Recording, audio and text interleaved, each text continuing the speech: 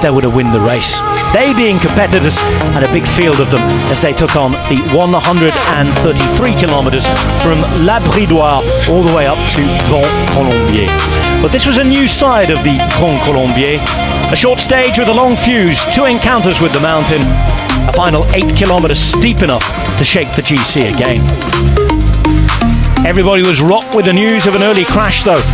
Paul Sexas, the big young French talent, crashing on an early descent, being almost 4 minutes behind, bloodied, battered, bruised, and having to chase on as the bunch ahead went up the beautiful Lacet du Grand Colombier, their first encounter with the mountain. A group of 5 were up the road. They included the Plus and Rodriguez. George Bennett, the Kiwi champion, was there. Quinn Simmons had been there, but with just less than 50 kilometers to go, he dropped back as Lidl Trek were looking to attack the race. Paul Sexas at this point, still a minute behind the yellow jersey group, and the yellow jersey himself, Tukwel, a World Tour yellow jersey wearer for the first time in his career, in his first pro year, he was without any teammates.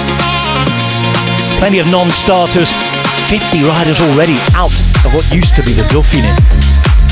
But a final weekend being an extremely tough one. 3,700 meters of climbing here, and Sexas came back.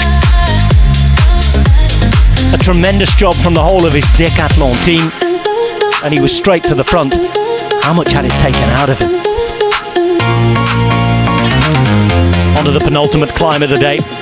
Points in the King of the Mountains jersey, taken by Groupama and Clément Berthet, helping out Clément Afonso, who was still in charge of the polka dot jersey. Carlos Rodriguez was dropped from the breakaway. Lidl Trek were bringing things back. And just before the base of the final climb of the day, one of the steepest roads in the whole of France, things were brought back together. Lidl Trek were working for their Spaniard Juan Ayuso and their Danish rider as well, Matthias Skiermoser. Which would be the rider to go? It was set up with an average gradient of over 10% on a big climb to the finale. Straight away, there was trouble for the yellow jersey, and rather predictably after what he'd been through throughout the day for Paul Sexas as well. It will be Juan Ayuso, the man to attack first. Ben Tulit tried to go with him. His teammate Matteo Jorgensen, one of the best placed riders in the general classification, behind the young Aussie Tukwel. Phil Anderson and Richie Port had won that race for his nation before. If he was to do it again, he was going to have to try and limit the damage here. Ayuso pulling out a gap of almost 20 seconds with 6 kilometers to go. 30-odd seconds in front of Tukwel. And Tukwel was left behind by Sexas after Leo Bizio had done a great job for the young Frenchman. He had to go it alone. But then Isaac del Toro came into the ring. The Mexican champion attacking from Jorgensen, Harlan Johannesson and Erdebrooks. Still having 20 seconds to bridge to Ayuso at this point.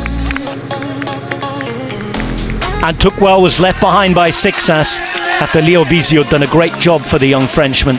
He had to go it alone. But then Isaac del Toro came into the ring. The Mexican champion attacking from Jorgensen, Harlan Johannesson and Erdebrooks. Still having 20 seconds to bridge to Ayuso at this point.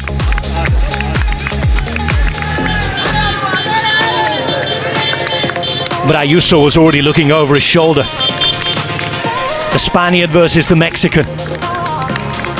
Lidl Trek against UAE Emirates. And with just over 1.5 Ks to go, young Del Toro riding his first ever pro race in France. Remember, he won the Tour de l'Avenir here a few years ago. Would get to Ayuso and immediately leave him behind. Tadej Pogacar would have been sat at his altitude camp looking very, very happy with things, because his teammate was on fire here. 500 meters to the line and he was pulling out time.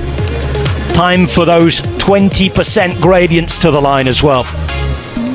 Del Toro looking absolutely brilliant. The first pro win on French roads for him. His first win of any kind since March. Ayuso still good, maybe going a little too early on the day. He finished 25 seconds down. And then it was Johannesson, who'd won a stage of the Tour de l'Avenir a few years ago on this mountain from the easier side. ahead of Jorgensen and Erdebrucks. What a warrior Paul Sexas was. 19 years of age and a big day to learn about stage racing on all of the perils and pitfalls it has. And same for Luke Tuckwell. He battled, he rode, he gave everything. And he's still in charge of the general classification going into the final day.